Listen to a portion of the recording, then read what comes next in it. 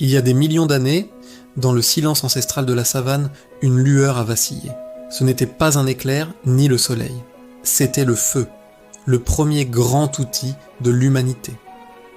Plus qu'une simple chaleur, le feu a été notre premier pas vers la maîtrise du monde. Il a cuit notre nourriture, forgé nos outils, et surtout, il nous a réunis.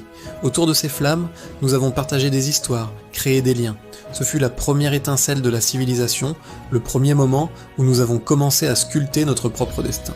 Le temps a passé. Nos tribus ont grandi, se sont établies. Et avec cette sédentarisation, une nouvelle quête a émergé, celle du sens. Nous avons levé les yeux vers le ciel, nous nous sommes interrogés sur les étoiles, sur la vie et la mort. De ces questions sont nés les temples.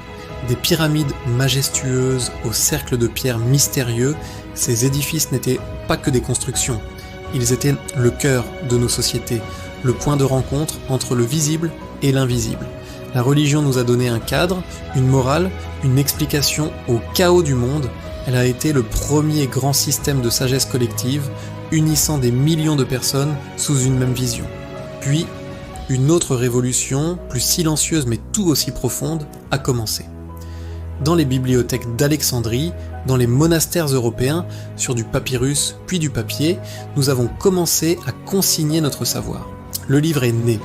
Soudain, la connaissance n'était plus seulement transmise oralement, de génération en génération. Elle pouvait être stockée, partagée à travers l'espace et le temps. Les livres ont permis à la pensée de voyager, de se confronter, de s'enrichir. Chaque page tournée était une porte ouverte sur un autre esprit. La philosophie et les premières sciences ont pu fleurir, remettant en question les dogmes, cherchant des réponses, non plus seulement dans le divin, mais dans la raison et l'observation.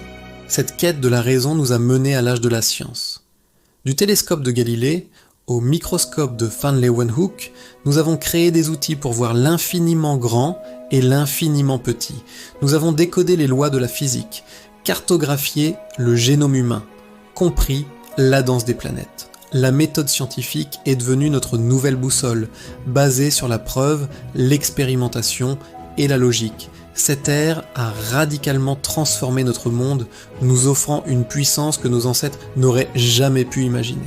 Une puissance capable de guérir des maladies, de communiquer instantanément à travers le globe, et même de voyager au-delà de notre propre planète. Et nous voici aujourd'hui. L'héritage du feu, du temple, du livre et du laboratoire a convergé vers une nouvelle création. Le code, les algorithmes, l'intelligence artificielle. Ces lignes de code sont les nouveaux leviers qui façonnent notre réalité. Elles gèrent nos finances, nos relations, nos informations. Elles nous offrent un pouvoir presque illimité pour créer, connecter et résoudre les plus grands défis de notre temps. Mais cette puissance vertigineuse soulève la question la plus importante de toutes, car chaque étape de notre voyage a été une acquisition de pouvoir. Et avec le pouvoir vient une immense responsabilité. Le feu qui nous réchauffe peut aussi tout détruire. La religion qui unit peut aussi diviser et opprimer. La science qui guérit peut aussi créer des armes de destruction massive. Et aujourd'hui, l'intelligence artificielle qui promet de résoudre le changement climatique pourrait aussi créer des inégalités sans précédent ou devenir incontrôlables. La question n'est plus « pouvons-nous le faire ?», mais « devons-nous le faire ?» Et si oui, comment ?